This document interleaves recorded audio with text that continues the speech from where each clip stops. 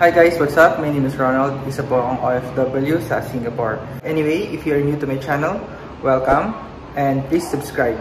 We have a lot of useful video if you are traveling to Singapore and Philippines. And especially for OFW, marami po tayong mga useful OEC video and OFW Pass video.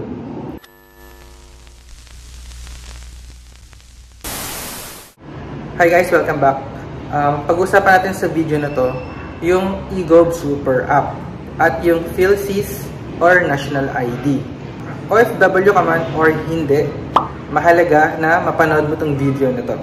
In case na wala ka pang Philippine National ID sa loob ng eGov, makakatulong ang video na to. Kung ako sa inyo, mag-digital ID na lang kayo. Anyway guys, so let's jump to the tutorial. So ang una nyong gagawin is mag-download at mag-install ng eGov Super App. Kung nasa Android kayo, pumunta lang sa Play Store. Apple ang gamit nyo, pumunta sa Apple Store. Open, tapos mag-register kayo. I-register ang mobile number na gamit. Pwede rin namang ibang bansang number, pero I recommend kung Philippine number ang gamit nyo. Tapos agree with the terms and then press next. Ilagay nyo yung OTP na isa-send sa mobile number nyo. Tapos gumawa kayo ng PIN password number, pwede yung birthday nyo. Tapos ulitin nyo lang yung PIN number and then press next. Tapos pagdating nyo sa loob guys, pipindutin nyo yung click verify account. Kasi kailangan nating i-edit yung information nyo. Tapos kung meron nga kayong PhilSys, pwede nyo scan yung QR code. Enable nyo lang yung camera. Ito yung PhilSys ID ko. Nakuha ko to sa Mega Mall. Ikikiin na lang natin ng manual. So ilagay nyo yung citizenship, Filipino, first name,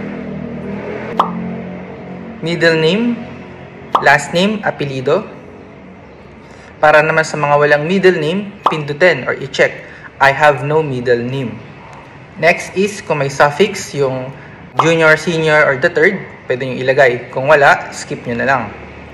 Tapos birthday, kaarawan, and then email address. So again guys, napakahalaga ng email address na to. Make sure na may access kayo at hindi nyo makakalimutan yung password. Gender, kung babae o lalaki. And then address sa Philippines. Kung baguhan ka, merong region, province, barangay, municipality, yung postal code. So make sure na complete address. Press next. So kailangan nyo mag-selfie. Pindutin nyo lang yung enable camera kung lumabas. So make sure nyo na magiging green yung bilog na frame. Kailangan yung tumingala, lumingon sa kanan, sa kaliwa, at sa baba. Depende to sa camera nyo at kung gaano kayo kalapit sa phone nyo. Tapos kapag masaya na kayo sa selfie nyo, pwede nyong pindutin yung yes, I am happy.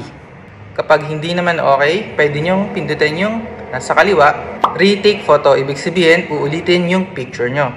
So kapag okay na lahat guys, i-check nyo yung email nyo, magsisend sila ng OTP. So kailangan nyong gamitin yun. Tapos pag okay na yung OTP, makiklik nyo na yung QR code or yung PhilSys ID nyo. So kung mapapansin nyo guys, una, ano yan, welcome, diba? Walang pangalan. So ngayon yung profile ko is nakalagay na sa pangalan ko. Pag pinindot nyo yung gitnang QR code, ito na rin yung digital na PhilSys ID. Merong seal, diba? So napakaganda.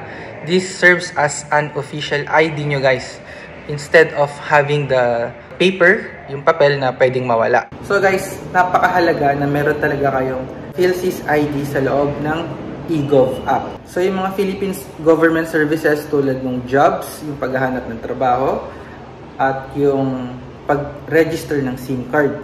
Ayan, so magagamit nyo yan kapag okay na yung PhilSys ID nyo or yung profile sa loob. And especially yung e-travel.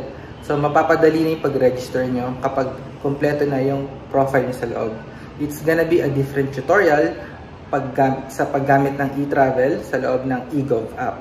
So anyway, sana nakatulong ang video na to. Kung di ka pa nakasubscribe, please subscribe. Marami pa tayong mga upcoming useful video para sa taong 2024. Anyway guys, maraming salamat sa pag-support ng channel ko. Shout out to my subscribers. And I will see you on my next upload.